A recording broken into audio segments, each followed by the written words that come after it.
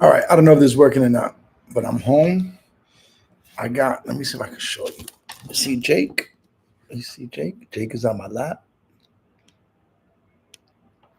Oh, I'm home. I got my little bookshelf behind me. Raina's on the other side. You see Raina? Raina's chilling. Sorry, puppy. Just startled him. I'm home. I'm on my couch. I'm in my happy place. It's quiet. The dogs will start barking in a minute if the right car drives by or the right person comes by on a moped or e-bike, or the bell might ring, or my wife might come home with my daughter. Who knows? But I'm home. I'm in Brooklyn, New York. I went to a meeting in spoke in Harlem last night. I was able to go to Lower East Side today. Disciples in Recovery, Lower East Side. I went to a meeting in Sunset Park on 60th Street. They got a 4 p.m. meeting. I was able to go there, see some people, come home. It's good to be home. I'm home for less than 2 weeks before I'm in Northern California. I'm very grateful for what I get to do. I'm very grateful. I had nothing. I was nothing. I was going nowhere. I was useless. I was hopeless. I didn't have a laptop or whatever. This is like a MacBook Pro thing. I didn't have anything to share with anybody that made any sense. Snitches get stitches, or you punks play your bunks. If it ain't rough, it ain't right. And then some other vulgar things that didn't make sense.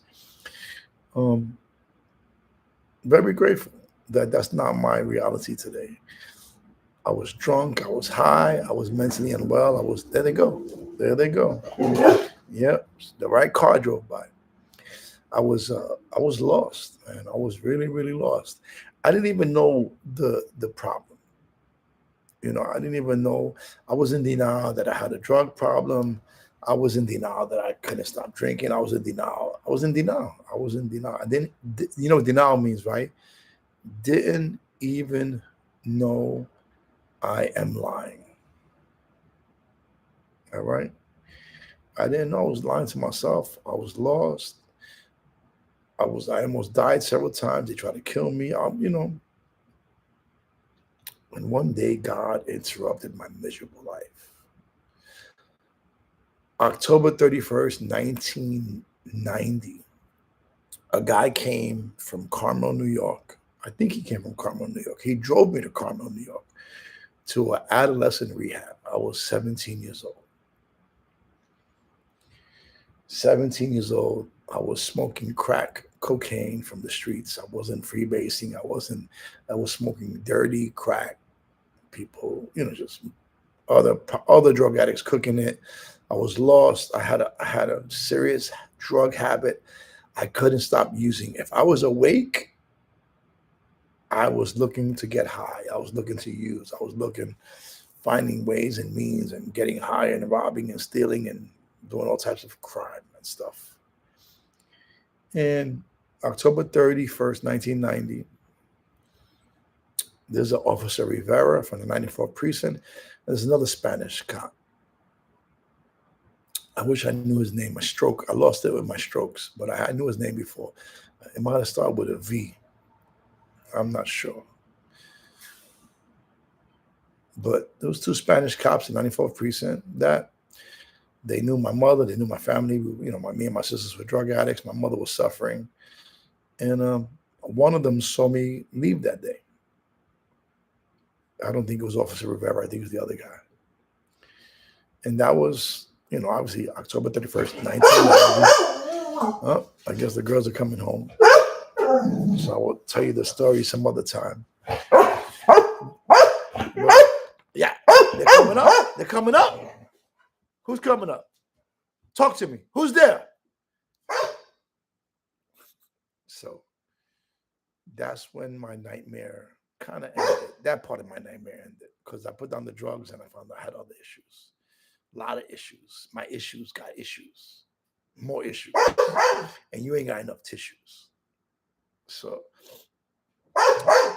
I got clean. I relapsed. February 27th, 1991 was the last time I used drugs. I came home from rehab. I used drugs again, and I've been in recovery. I've been clean and I've been sober. I'm gonna start using the word sober more. I'm gonna start using sobriety more. I'm gonna start using in my public life. I'm gonna start using different language that most people are not used to me using. Sobriety. I'm getting myself a big book and a daily reflections book, and I got I think a 24-hour a day book. This next year I'm going to switch up some things in my recovery journey. A lot of people don't like that. I know it's okay. And I've been in recovery. I've been sober. I made my first AA meeting December 24th, 1990. No, I'm sorry. I made my first AA meeting November 1990. I made my first that was November 1990. And then I made my first NA meeting January 1991. So my first AA meeting was in November 1990. The rehab took us to AA. And then I made my first AA meeting on my own in December when I came home. And then I made my first NA meeting on my own in January of 1991. And I've been in a recovery journey ever since. I relapsed, obviously. But outside of that relapse, February 28th, 1991 is my sobriety date, my clean date. And I've been clean and sober. Look at that. Clean and sober. That's not my usual verbiage. Because in my professional life, I'm trying to use more of an open, different verbiage. So anyway, I'm grateful. I'm just checking out, see if this laptop is going to work. I'm blessed. Who's that? Who's that? Who's that? They're going upstairs. They're going upstairs? Papa, come here. Come here, Papa. Come here. All right. So we are in October 25th. So I'm not into my 90-day countdown yet, but you got February, January, December. So next month, November 28th, I start my 90-day countdown. So I'm excited about that. My 90-day countdown to 35 years clean, 35 years sober. Very excited about. I'm excited about my 35th year. I'm very excited. Let me see how that works. So February 28th, I'm very excited about my 36th year because February 28th completes 35 years. February 28th, I've successfully completed 35 years of recovery, sobriety. What's up, Jake? Say hi to the people. Say hi to the people, Jake. My boy. You're my boy. Yeah. Yeah. Say hi to the people, Jake. Say hi, people. Yeah. Jake. They were going to euthanize Jake. And we got him from Georgia. So February 28th, I successfully complete 35 years. Begin my 36th year. So I'm looking forward to my 36th year for a lot of different reasons. Physical health, financial health. Those two are going to be financial health, spiritual, physical health. I want to get muscles. I'm going to tone up. I got some goals for my 36th year and financial stuff. What's up, Raina? Come here, girl. You all right? So, all right, just checking out this YouTube thing and this video. I'll probably delete it after a while, but it's good to be clean. It's good to be sober. It's good to be free. It's good to know the Lord Jesus Christ, to be saved, to have the love of God, to know that God chose me, and that even though I was a mistake to my parents, I wasn't a mistake to God. It's very powerful stuff. And that God allowed these two individuals to have a child, and the circumstances and all that went down, and the childhood and the dysfunction and the abuse and blah, blah, blah, blah, all that stuff. God is redeeming it and using it so I can help many other people.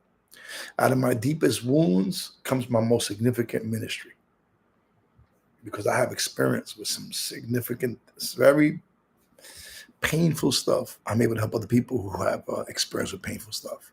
And because I got to the other side, I'm able to help people get to the other side. And so that's in my church, my Christian life, my coaching life, and my recovery life. Those are three tribes of people that I get to help because of my own personal experience and success, because you can have a lot of experience and not success. There are people who've been informed, and there are people who've been transformed. And there are people that have been informed and transformed. And so I've experienced informed and transformed. Right, Jake? Yeah. My boy Jake. My boy Jake. Yeah. All righty. Love you guys. I'm going to delete this just trying to see if this works still and how's it going. And we have a recovery coach training course next month. We have a faith-based recovery coach training course, Kingdom Mind Recovery Coach. We have the winter retreat. We have the 4th Step workshop on Zoom, November 4th. Email me at rayramoscoaching@gmail.com, rayramoscoaching@gmail.com. We have the Christmas gifts we're buying for a bunch of children who families are struggling. If you want to donate towards that, rhow.org, or email me and I'll get you some information on that. A bunch of us are going to England in April. I'm going into a prison over there, 2 prisons over there, a couple of rehabs, convention, recovery coach training, believers in recovery.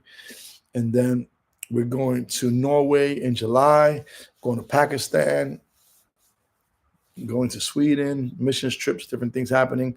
If you'd like to be a part of that, you want to partner with me, you can email me at rayramoscoaching@gmail.com. All right, I'm going to end this stream and see how it goes on YouTube and delete it in a week or 2. Love you guys. God bless you. rhow.org, and email me at rayramoscoaching@gmail.com.